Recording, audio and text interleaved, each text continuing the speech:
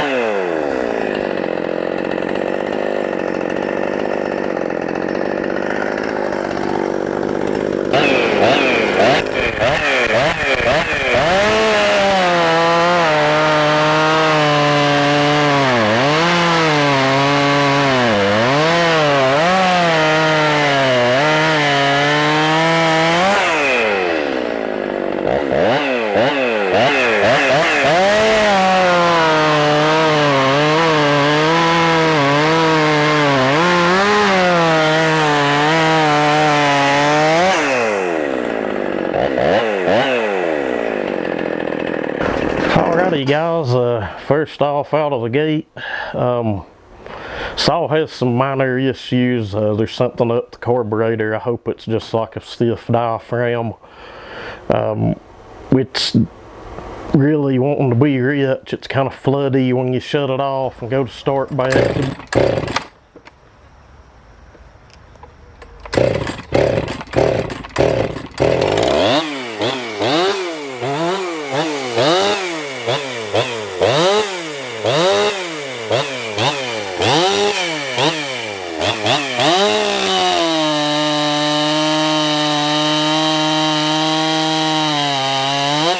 A needle and seat sticking.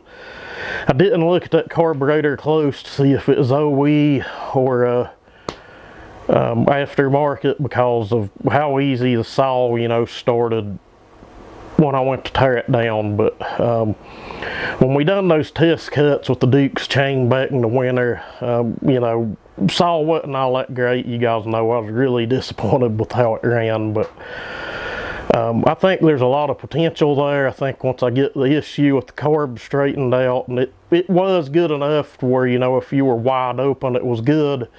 But if you would try to get it in a real hard, heavy pull, it would just flood out instantly and shut off.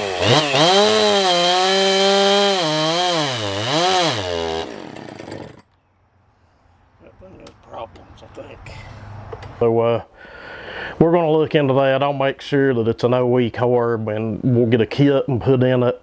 And I also feel that putting another port in the muffler will wake it up a little more as well.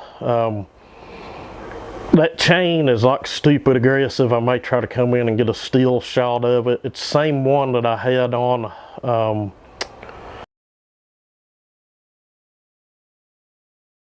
the not so hot 359, so that's making me think I might need to run that saw with a different setup on it, because it sounds awful spicy just pulling it off the shelf and starting it up. But that chain was set up for Krusty. You guys remember that build, the 365? That is it's a whole different animal than this. Has a ton of machine work and, you know, really, really hot numbers in it. Probably double the horsepower of this saw, honestly, or close to it. But it's a real hungry chain, real aggressive angles on it.